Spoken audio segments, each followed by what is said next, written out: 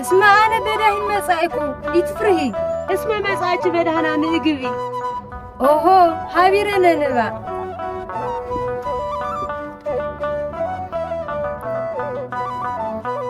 قد ميرس جزان مارم أساسن موي بقسم كمنكات قلت ما سيانو يهيان انت ورقات لكا ترتنجي يلاتشم موقات يا لبزو زمن هقر يزرفو انداير لاي فينيا كلا يغزفو اجيق الفترات لا تولد يزاقو اهم بزي زمن وزقطو وردرفو يتنقول لكا يسيرو كماري انفلقم جراشي كيس استماري انفلقم جراشي كيس استماري دبترانا تنقوي كسي ስም ዘማሪ ስልጣን ተገን አርገህ ምንም ብታዘግም ተገደም መጠመቅ ፈጽሞ አንፈልግም ይሄ ጥጋባችሁ ድሮስ መች ይመቻል አብሮ ለመናናር በምለት ለመቻቻል ገደብ ሲተላለፍ ሁሉም ይሰለቻል ለሆዳቸው ሲሉ ስላገኙ ጥቅም በመከራ ማአት በበደል ተረከፍ ግፍ በየዘመኑ ቢወሰንብንም ያገር ፍቅር ይዞን ችሎናል ሁሉንም ዝምታ ፍርሃት ስለመሰላችሁ በጥላቻ ተረተዘክ ቋንቋ የሰው ልጆች ሁሉ መግባቢያ የሆነና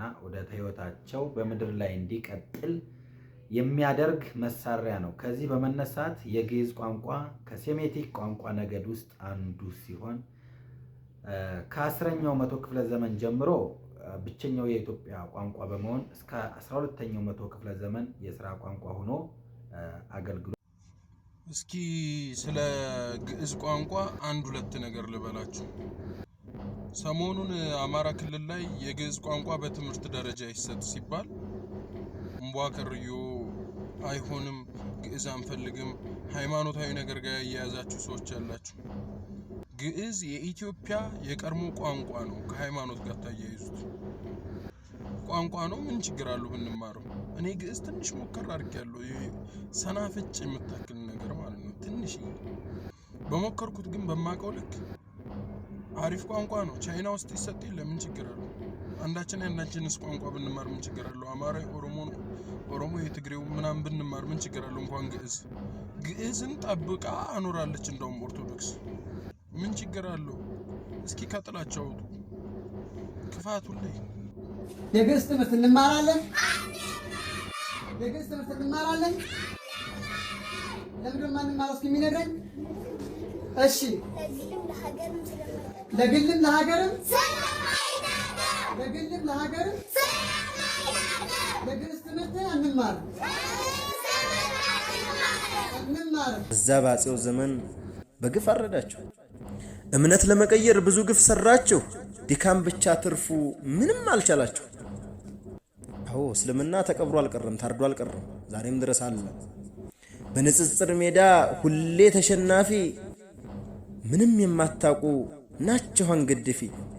ታዲያ ሲያቅታችሁ ማሸነፍ በቅጡ በግዕዝ መጣችሁ መንገድን ስታጡ።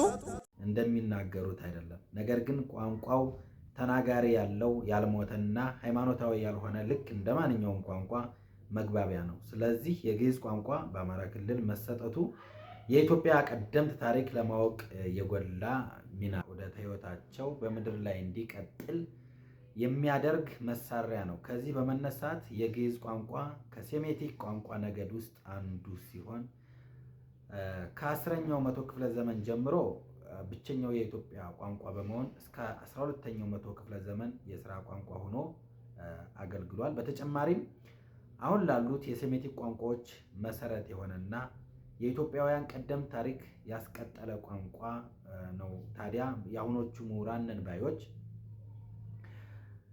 እንዲሁም አንዳንድ የሃይማኖት አባት ነን የሚሉት እንደሚናገሩት አይደለም። ነገር ግን ቋንቋው ተናጋሪ ያለው ያልሞተና ሃይማኖታዊ ያልሆነ ልክ እንደማንኛውም ቋንቋ መግባቢያ ነው። ስለዚህ የግዕዝ ቋንቋ በአማራ ክልል ቋንቋ የሰው ልጆች ሁሉ መግባቢያ የሆነና ወደ ህይወታቸው በመድር ላይ እንዲቀጥል የሚያደርግ መሳሪያ ነው። ከዚህ በመነሳት የግዕዝ ቋንቋ ከሴሜቲክ ቋንቋ ነገድ ውስጥ አንዱ ሲሆን ከ10ኛው መቶ ክፍለ ዘመን ጀምሮ ብቸኛው የኢትዮጵያ ቋንቋ በመሆን እስከ 12ኛው መቶ ክፍለ ዘመን የሥራ ቋንቋ ሆኖ አገልግሏል። በተጨማሪም አሁን ላሉት የሴሜቲክ ቋንቋዎች መሰረት የሆነና የኢትዮጵያውያን ቀደምት ታሪክ ያስቀጠለ ቋንቋ ነው። ታዲያ የአሁኖቹ ምሁራን ነን ባዮች